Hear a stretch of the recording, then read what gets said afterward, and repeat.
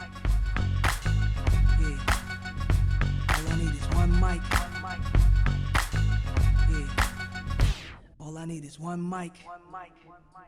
Hey everybody, welcome back to a new episode of One Mic, where I watch shit so you don't have to. And today I'm here for another episode of Fight Talk 28. I'm going to be covering, briefly of course, UFC 263, Adesanya versus Vettori 2. I'm going to be covering Font versus Garbrandt and Rozenstruik versus Sakai. All of these I'm going to cover briefly. I want to keep these videos around the same length as the rest of my videos. But before I start, I kind of want to talk about Fight Talk a little bit. Barring some sort of miracle in which there is some sort of interest in these Fight Talk videos, I'm probably going to retire Fight Talk at Fight Talk 30, which would be following UFC 265, which currently only has, I believe, Amanda Nunes versus Juliana Pena on it. The reason I'm going to do that is these are by far the worst performing videos on this channel, and it's starting to kind of feel like just like a time eater for me. You know, I enjoy so much having conversations with people in the comments on the videos, on the shows that I cover, the movies, and that's so fulfilling. And then to spend time doing these Fight Talk videos, which essentially I'm just talking to myself out here, it's starting to feel like kind of a waste. You know, I sorted, you can sort your YouTube videos based on any number of filters. Mine is just in the standard format of most recent to least recent. But you can sort it by view count, you can sort it by date, anything like that. And if I sort my videos from fewest amount of views to most, the top 10 or the bottom 10, of those 10, 8 of them are Fight Talk videos. So no one's watching this shit. The only Fight Talk video that got any kind of little bit of views was the one from the first McGregor, not the first, but the most recent, technically the second McGregor-Poirier fight. And even that didn't do well. So, I'm kind of feeling like this is kind of a waste for me at this point. So, again, barring some sort of wild change in the way the numbers look for Fight Talk videos, I'm probably going to hang it up after UFC 265 just because, that one has a good placement. Well, for one, it would be Fight Talk 30. Nice time to wrap it up. Round number. But then there's a lot of good fight nights in between the McGregor pay-per-view and the Nunes pay-per-view, which again, it's only got the one fight on it for right now. But like you have like the Dillashaw and Sandhagen fight is in there. There's something else like really good in there, a fight night. So there's a whole lot of good stuff that's happening in there that I think that will be a good point in which to wrap it up. So we'll see what happens. But for now, we're going to talk about UFC 263. We're going to talk about Font versus Garbrandt. And we're going to talk about Sakai and Rozenstruik. So I'm going to start with Garbrandt versus Font. That was the first event after the last Fight Talk, a.k.a. the last pay-per-view, which was Oliveira versus Chandler. And real quick, I'm just going to go over some of the highlights from that. So Rob Font, he looked great. Boxing was on point. Cody didn't look bad. Like, I thought Cody looked strong. Cody had a shot to win this at any point. But it's almost seemed as the fight progressed, Cody kind of like stayed in like the same kind of, the same level of performance, I should say. And Font seemed to get better. He seemed to continue to touch Garbrandt with that jab. He continued to be a problem for him throughout the course of the fight. And I think at the end of the day, it was a fairly easy win for Rob Font. Not easy, because you can't be easy against Cody Garbrandt, but it was less competitive than I expected it to be, that's for sure. So I think there's an interesting situation in bantamweight. I don't really know how Rob Font's going to factor into that picture, especially with the Dillashaw-Sandhagen fight yet to come in July.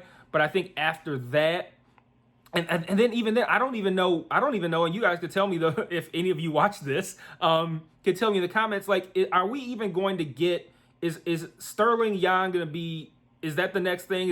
Are they going to rematch that? Because it seems like Aljamain Sterling's kind of like jerking him around a little bit. So I don't know if that fight's going to happen.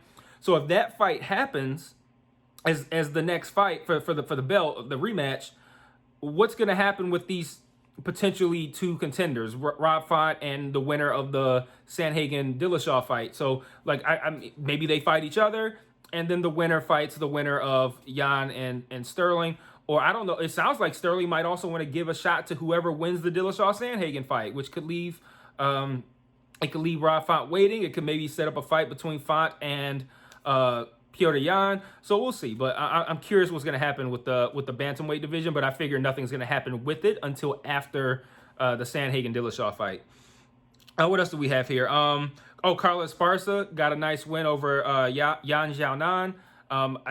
It seems to me that Carla Esparza has fought her way into a fight with Rose Namajunas, so that I would imagine that will probably happen before the end of the year. Jack Hermansson, tough, real strange decision to give Edmen Shahbazyan Jack Hermansson after a fairly long layoff following the loss to Derek Brunson. To come back to fight Jack Hermansson was a tall order, and it did not go well for Edmen Shahbazyan. So he's now on a 2-fight losing streak. Kind of looking like the guy, right? It looked like Brunson was going to be his stepping stool to contendership, and now he's falling back. He lost that fight. He's now lost to Hermansson, and now he's kind of falling out of that picture. So kind of tough turn of events for Edmen Shahbazyan. I kind of feel bad for him. And then I want to fight on the prelims that I found to be interesting. Chris Barnett debuting in the UFC against Ben Rothwell, and Ben's been fighting well, and Chris just did not look cut out for this, like he wasn't even ready yet. Ben handled him pretty well. I think the first round seemed like Chris could actually get something going off, but as the fight continued, he just got more tired, and he got tired quick. He's a big fella, and Ben took care of him. So that was a card that I think overperformed from what it was on paper. It was a pretty good card. Speaking of cards, that under or overperform, I feel like the Rozenstruik Sakai card kind of underperformed. Jairzinho Rozenstruik has been pretty much unstoppable aside from the quick finishing at the hands of Francis Ngannou. And that night was no different. He knocked out Sakai with like 1 second left or something in the first round, which actually won me a lot of money. So I was kind of happy about that, because like I had a parlay that was going there where that was the last fight that had Rozenstruik to win, and then I also did like another side prop bet that said Rozenstruik would win in the first round, and so like that worked out really well for me. But it just was announced today, not even maybe within the last half hour, that Rozenstruik is now going to be fighting Curtis Blaydes sometime in September. So that's going to be an interesting fight. I think that's for me, that's going to be Rozenstruik's toughest test other than Francis Ngannou. And that's going to be a huge fight for Curtis Blaydes, who was like right knocking on the door of a championship. He loses to Francis Ngannou. He loses to Derek Lewis. And now he could potentially be, if he doesn't win this fight, he could be out of the picture completely, because you're thinking, okay, you got Ngannou as champion. You got Stipe, undoubtedly will get a rematch at some point, or a shot at, another shot at the belt at some point very soon. You got potentially John Jones waiting outside there. You have Derek Lewis potentially fighting Francis next.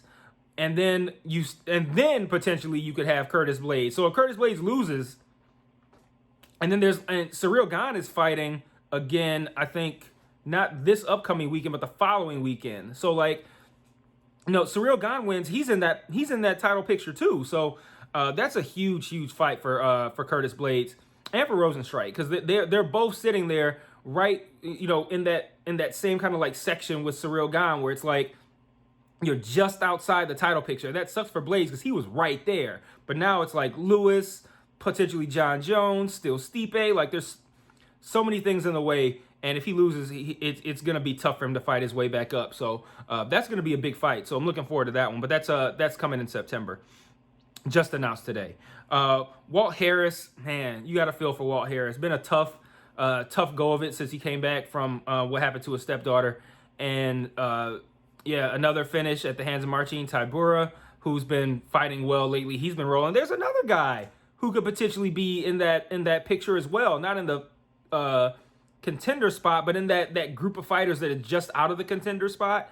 Like Tybura's another one, man. Like it's Blaydes got to win that fight, man.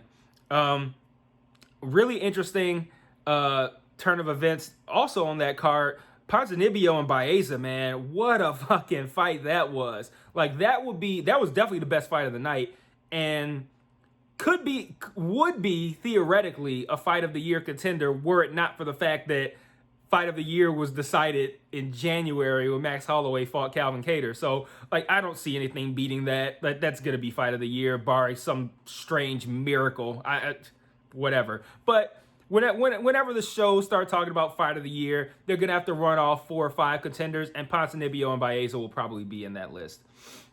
Yeah, that's all I really wanted to cover from that card. Like I said, that card was a little underwhelming aside from the Ponzinibbio and Baeza fight, but still really interesting stuff coming out of there. Like the storylines at heavyweight are super interesting. So lots to ponder coming out of that event, and then also coming out of the Ciryl guy. I can't recall who Ciryl Gane is fighting, but I know that's the main event. I think like I said, not this weekend, but next weekend. So lots to determine there. And we know Max, and I just talked about Max and Calvin Kattar. Max is going to be fighting Yair Rodriguez sometime in July, I believe, on ABC. So that's another big one there.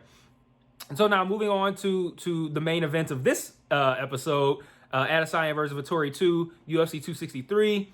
Hell of a card from top to bottom, man. Like, ranked fighters on the early prelims, not necessarily household names, but name fighters on the early prelims, all kinds of action from top to bottom. So I'm going to kind of start this time from the early prelims, some of the notes I have, and kind of work my way up.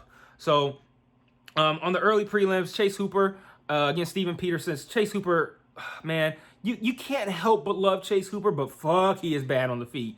And he got better from his last fight, but only marginally. Like, he didn't look great. He didn't even look good. He still looked bad. He just looked less bad on the feet. And the problem for him is that Peterson was equally game on the ground as well. Maybe not as equally skilled, but definitely equally game. He was not afraid of getting on the ground with Hooper, and Hooper was not able to get over on him. So if you cancel out the wrestling game for Chase Hooper, there's nothing else there. So unanimous decision win for Steven Peterson on that one. Again, you feel bad for Chase Hooper. You can't help but like this guy, but fuck, he's like 21. Like, he's 21. He looks like he's 13. So lots of room to grow for him. Lots of potential for him to get better on the feet and see where he can go from there. Making his UFC debut, Terrence McKinney against Matt Frevola. Real interesting fight there. Real simple. 1-2, right down the middle.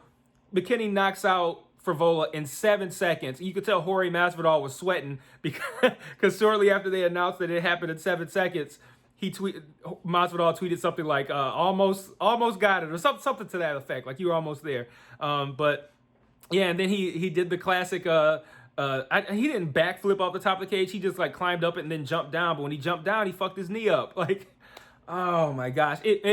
I think the worst situation of that, where I was the most scared, was after Chandler knocked out Dan Hooker and he went to the top and then did like a full somersault backflip off the top. Like, oh my God, this guy's gonna kill himself. Like, I don't know why those guys do that. I get the adrenaline and whatnot, but oh man, that is such a huge risk.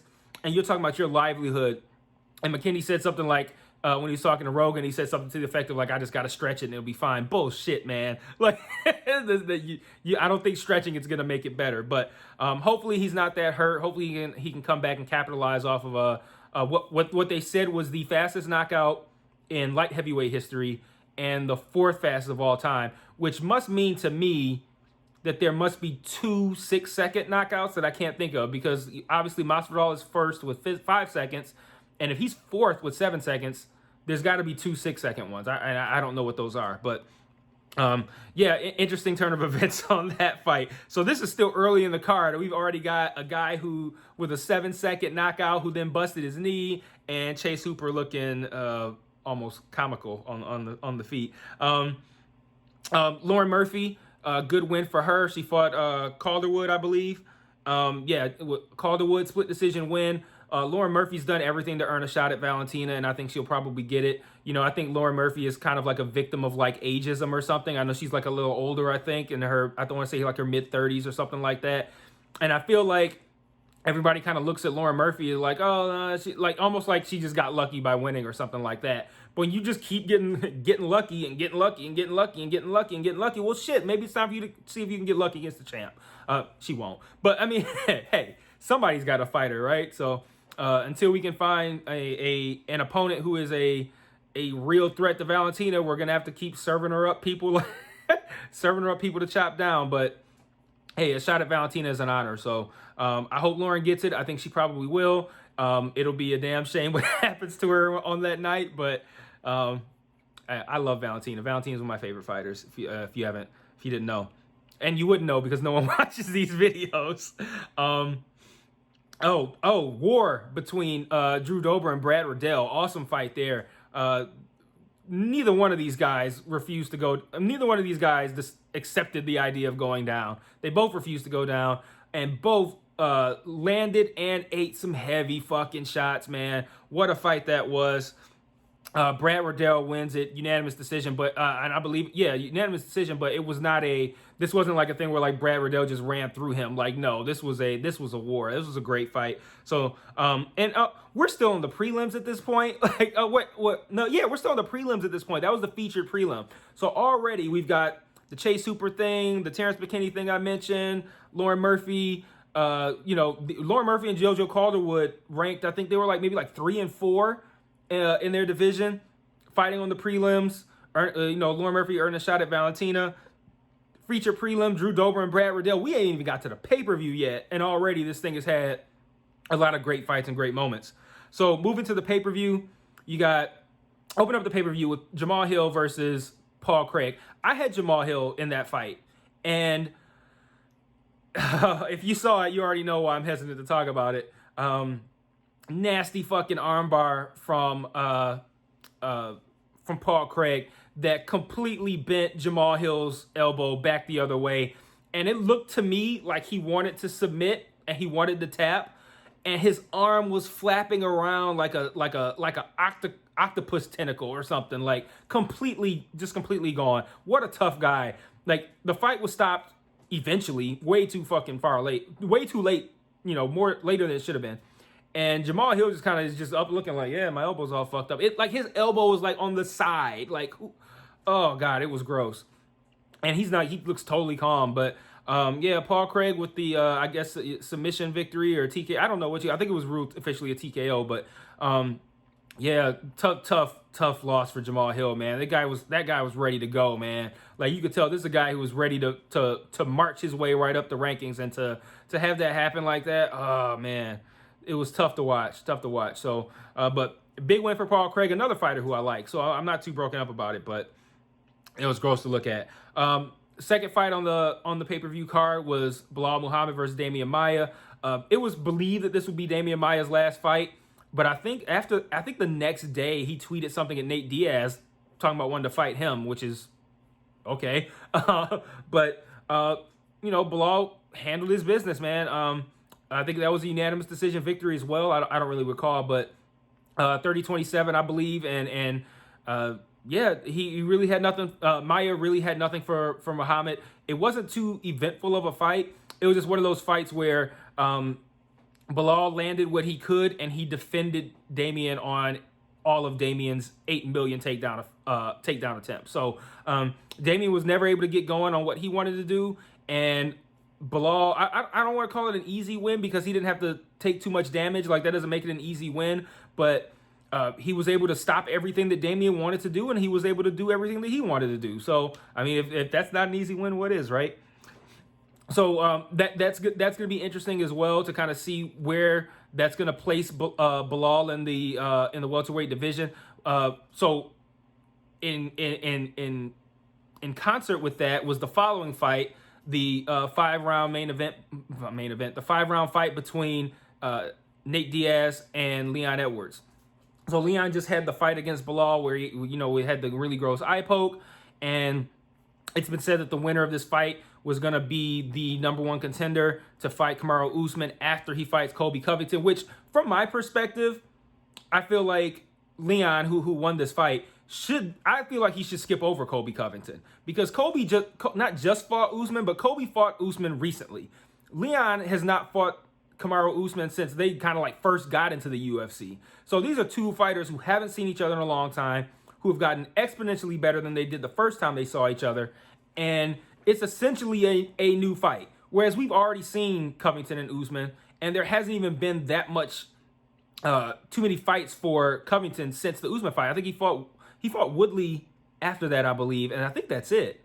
So like I don't know why Colby is stuck in like kind of like has somehow cemented himself as Usman's next opponent. I feel like it should be Edwards, but whatever.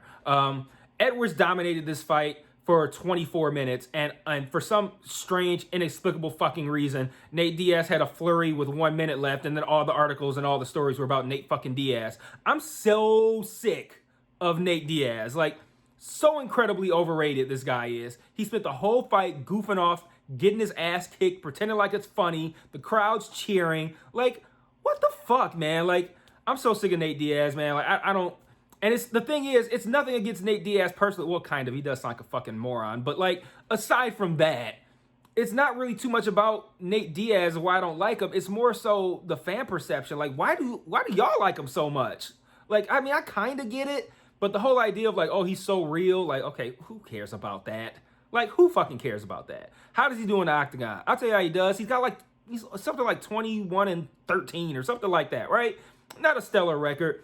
The reason he's so popular is because he was able to beat Conor McGregor, and that's just what it is. So I don't know how a guy who gets his ass kicked for 24 minutes, and it was a masterclass. Like he did nothing. He got touched constantly. Leon dominated that fight for 24 minutes, and Nate lands a good punch that wobbles Leon with 1 minute left, and now all of a sudden, oh, this is why Nate Diaz is always a headliner. This is why he's so popular. Nate Diaz, like, okay, ridiculous. The guy has 1 minute of success, and all the stories are about him. Like, it's insane. Like, he is not that good. He is not that likable to warrant this level of adoration. But at the end of the day, I got what I wanted, which is a Nate Diaz ass kicking. He got handled, and it wasn't even close. 50-45 across the board. No, I'm sorry, it wasn't 50-49 because I guess his flurry at the end of the fifth round gave that round to him on, I think it was all the judges' scorecards. So I think it was 49-46, I think it was actually, but not a close 49-46, I can tell you that. But I personally believe Leon should be fighting Kamaru Usman next, but I guess we'll see. So if Colby is fighting Usman next, I feel like Leon should probably just sit until that's done. I don't think as much as I would like to see Leon fight Masvidal, I don't think Masvidal has earned that fight, and I don't think Leon should put the title shot that he has earned but has yet to receive. He's won like 9 fights in a row. I don't think he should put that to risk against a guy like Masvidal who has not earned that shot. So I think I don't generally support fighters sitting on their spots, but Leon Edwards has no reason to fight again before he fights for the belt. My opinion. Speaking of my opinion was incredibly wrong on the Deiveson Brandon Moreno rematch. I thought that this fight was going to be a easier win for Deiveson Figueiredo. You know, he was talking about he was sick during the last fight. There was only the 3-week notice in between the two fights after the Perez fight.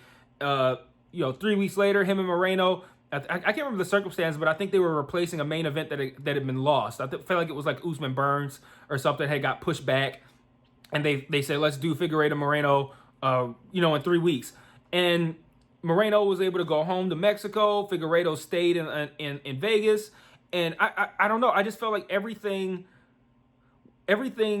just seemed to point in the direction of Figueiredo getting this win, and Moreno took care of him. Figueiredo didn't look right to me either, though. And I think I saw somebody tweet this, or someone said it on the broadcast.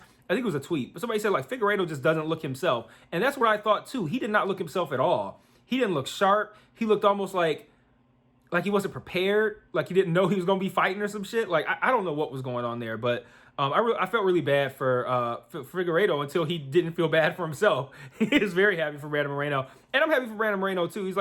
I like Brandon Moreno, quirky, kind of nerdy guy, like close to my heart kind of person, right? So great to see him, and he was so emotional after that win. Like, you could tell it meant so much to him, and I love to see that when people are super emotional after getting those wins.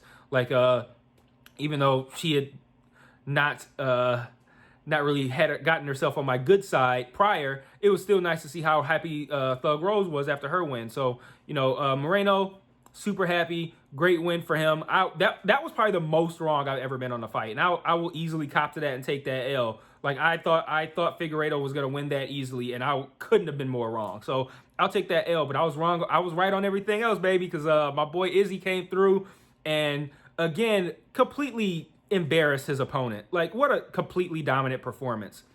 And I think I said this after he fought Costa.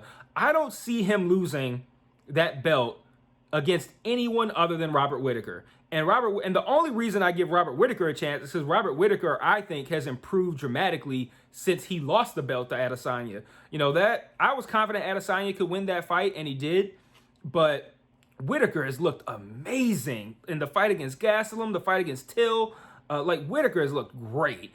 And Whittaker will give Adesanya some problems. So when that fight happens, that's the one fight that I think Izzy could lose his belt. Will he? Probably not. But can he? Yes.